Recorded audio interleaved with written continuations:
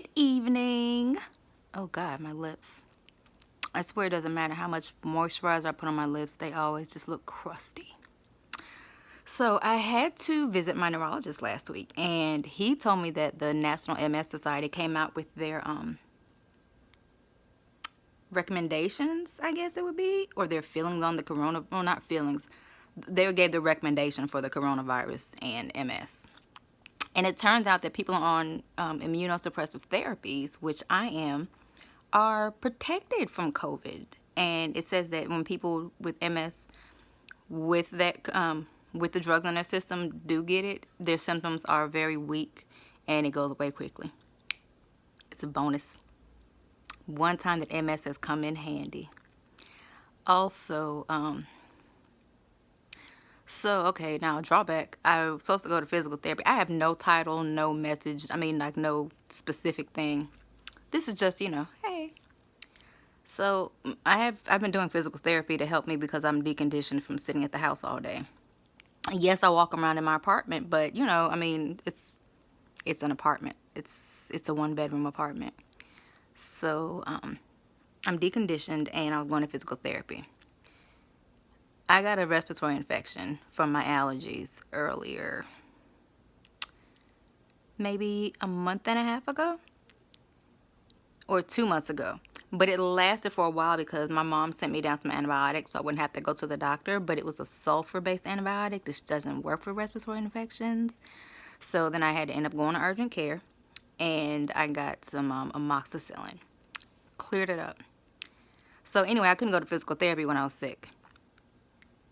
Then I get on the bus to go to therapy the next week. I'm the 8 o'clock appointment, so I'm on the bus at 7:30. And I get a phone call from the therapy center saying, oh, Caitlin's sick today, so she's not coming in. So then I had to go back home and didn't get therapy again. So when she got better, then she called me. So we had a great session and everything. My neurologist was like, oh, you look great. I'm really impressed by that. I'm looking at myself. I look so pale. Anyway. He says I'm walking great and I look good. And I don't feel like that, but whatever. Then I had my therapy appointment for Thursday morning at 8 o'clock. Had my ride and everything. Caitlin calls me on Wednesday. Now, they've been calling me on Wednesday, like the day before, just to do the coronavirus check. And have you had any cough? Have you have fever? You lost your sense of smell and taste? You been around anybody that's been exposed? But no. Caitlin says, yeah, so there's an outbreak of coronavirus amongst the rehab patients that are staying here. So the rehab, the big gyms are in the basement. The inpatient rehab is the first and the second floor. Is there a third floor? There might be a third floor, but that's not important.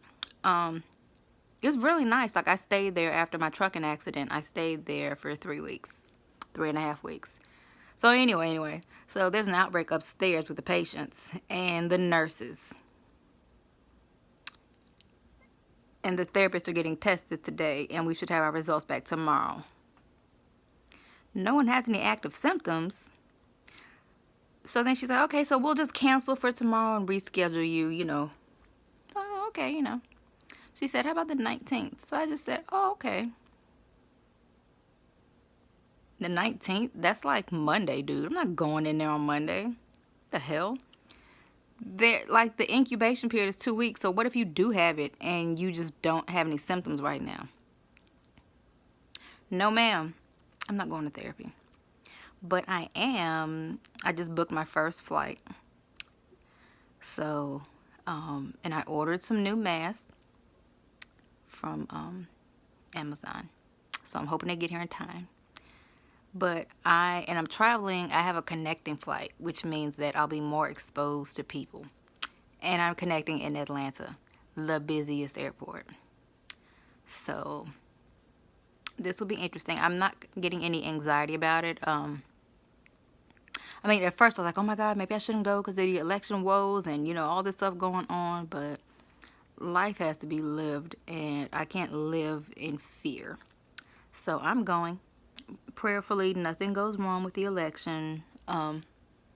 Well, in the country, that kind of thing. But if it does, and I'm stuck in Chicago, at least I know that, I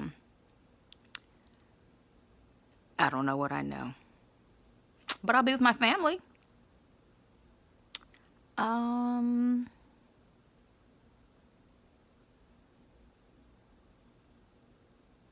I really, really, really love the chronic illness group. I really, really do. But I don't want it to become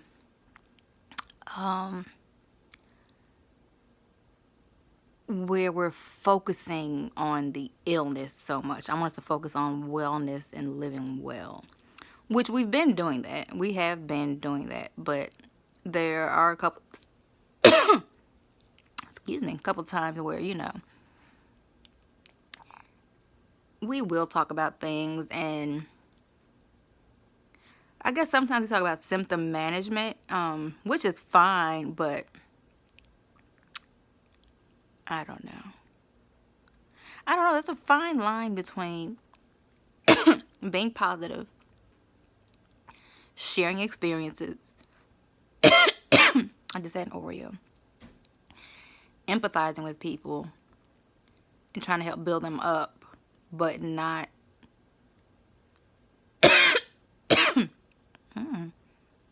like encouraging them to wallow in self-pity. Anyway, that's all. Bye.